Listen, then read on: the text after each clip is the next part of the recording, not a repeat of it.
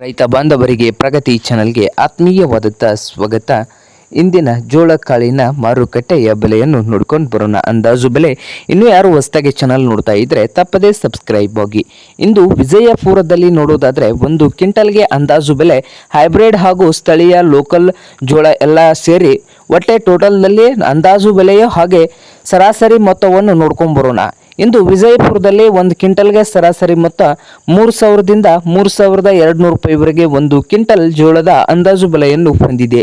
ಹಾಗೆ ಹುಬ್ಬಳ್ಳಿಯಲ್ಲಿ ನೋಡೋದಾದ್ರೆ ಒಂದು ಕ್ವಿಂಟಲ್ಗೆ 2,000ದಿಂದ 4,000 ರೂಪಾಯಿವರೆಗೆ ಅಂದಾಜು ಬೆಲೆಯನ್ನು ಹೊಂದಿದೆ ಒಂದು ಕ್ವಿಂಟಲ್ ಜೋಳಕ್ಕೆ. ಹಾಗೆ ರಾಯಚೂರದಲ್ಲಿ ಅಂದಾಜು ಬೆಲೆ ನೋಡೋದಾದ್ರೆ 4,000 ರೂಪಾಯಿದಿಂದ 4,200 ರೂಪಾಯಿವರೆಗೆ ಒಂದು ಕ್ವಿಂಟಲ್ಗೆ ಜವಾರಿ ಜೋಳದ ಬೆಲೆಯನ್ನು ಹೊಂದಿದೆ ರಾಯಚೂರದಲ್ಲಿ. ಹಾಗೆ ಸಾಂಗ್ಲಿಯಲ್ಲಿ ನೋಡೋದಾದ್ರೆ ವೆರೈಟಿ ನೋಡೋದಾದ್ರೆ ಜವಾರಿ ಜೋಳ ಬಂದು 4,500 ರೂಪಾಯಿವರೆಗೆ ಒಂದು ಕ್ವಿಂಟಲ್ಗೆ ಬೆಲೆಯನ್ನು ಹೊಂದಿದೆ. ಹಾಗೆ ದಾವಣಗೆರೆಯಲ್ಲಿ 2,000ದಿಂದ 2,800 ರೂಪಾಯಿವರೆಗೆ ಒಂದು ಕ್ವಿಂಟಲ್ಗೆ ಜೋಳದ ಬೆಲೆಯನ್ನು ಹೊಂದಿದೆ.